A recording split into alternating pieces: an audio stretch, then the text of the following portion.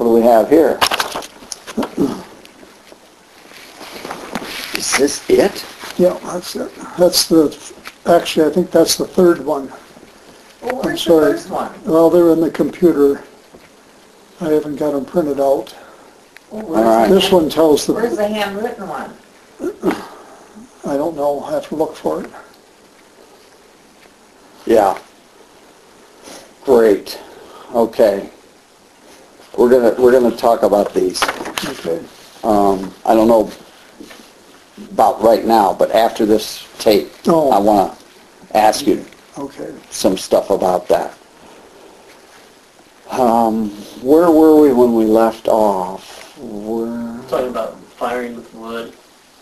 Oh, right. Into the Yeah. factories. I think that's Yeah, the difference between what happens in the factory and what happens with an artist working solo or with one or two helpers or so on. What's possible when an artist is working alone is that you're the boss. Now, you get to take credit for all the good ideas, but you also have to face up to all the mistakes. You're the one that's, Right. the buck stops here. Well, there is a relationship to that in the factories. The three factories, Tiffany, Lalique, and Carter. Steuben. They were owned by artists. The factory was owned by the artist. Are you sure they were owned? Yes. Tiffany owned his factory. Lalique owned his. Gallet owned his factory. His family did. Mm-hmm. And Did Carter own Steuben? He owned it In the beginning? in the beginning, I think up till 1918, World War I. They wouldn't let him operate because it wasn't war-related. Yeah. And so Corning bought it.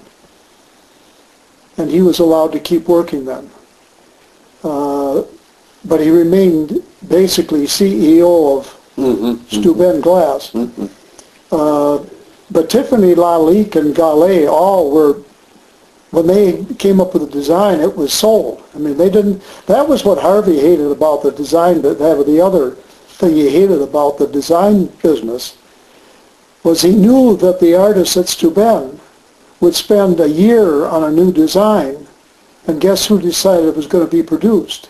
The salesman. Right. And he couldn't stand that. No. I wouldn't be able to stand it either. No, Joel couldn't either. No.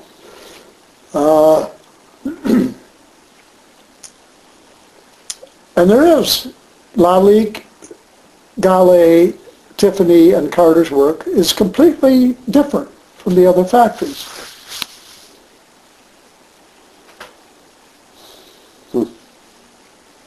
Because the owner is an artist. Right.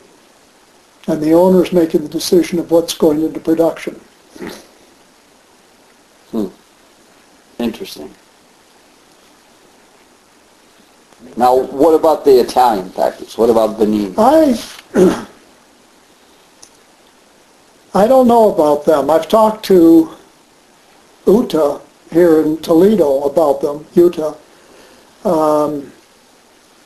because she was at a seminar there, and I've forgotten they were the bunch of curators and class specialists were looking at evolving designs over the years. And I've forgotten the name of the company whose work they were looking at, but they were looking at a bowl made 200 years ago by the same Murano company as the present, and a current contemporary bowl. And the experts went over that bowl, those two bowls, very extensively and thoroughly, and they could find absolutely no difference between them. 200 years of production, and it is exactly the same design. So I kind of get the impression, except for some individual designers, what's his name? No, I can't remember any of their names, but exceptional designers get to make and produce what they want. But it seems a lot of the factory production is more by committee. Yeah, I don't even know if that's true about even the exceptional ones. I think they still have to go before the committee. It's just the committee probably says yes more often than no. You know. With the good ones. Yeah. Yeah. But I'll bet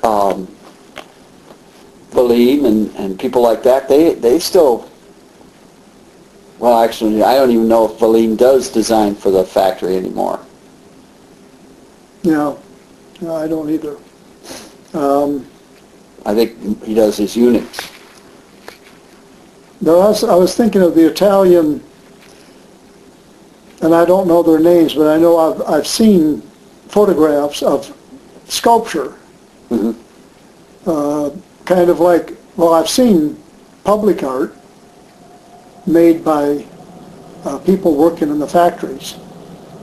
Now, there's always been the case where the artists can come in. Yeah. And they'll make work for them. Right. And that's the way most people thought it had to be. Is if an artist wanted to work with glass, you go to a factory, you sell the concept, the idea that you're going to work there, somebody pays for it, and you make the stuff using the factory teams. Yeah. Right. Now, it might be interesting to compare those earlier artists who were going to, like Picasso designed things for Murano. And who's the sculptor in Florida that used to go over to...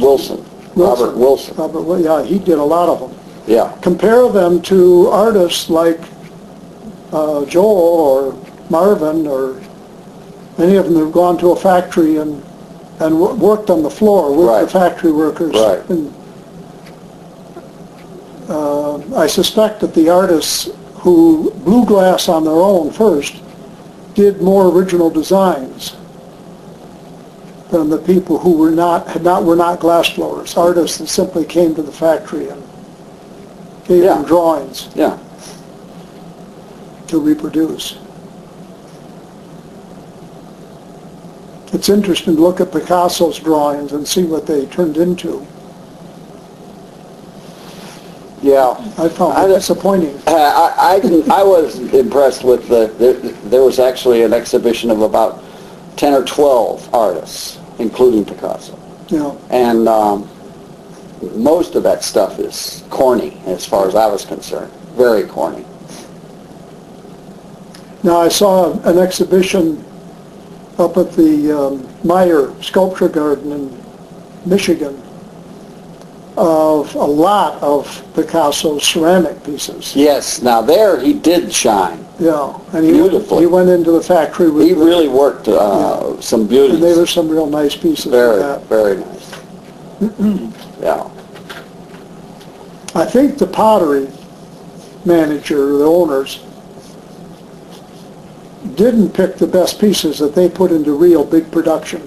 The ones you see a lot of in auctions all the time, I think were their selections. And maybe they were easier to make or something. Or easier to sell. Easier to sell, maybe. Yeah. But they weren't his best.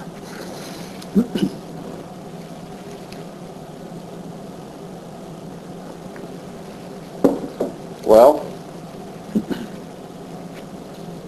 So what did you, when you went to Madison after 2 summers of glassblowing at Iowa, what was it And like? a week at next.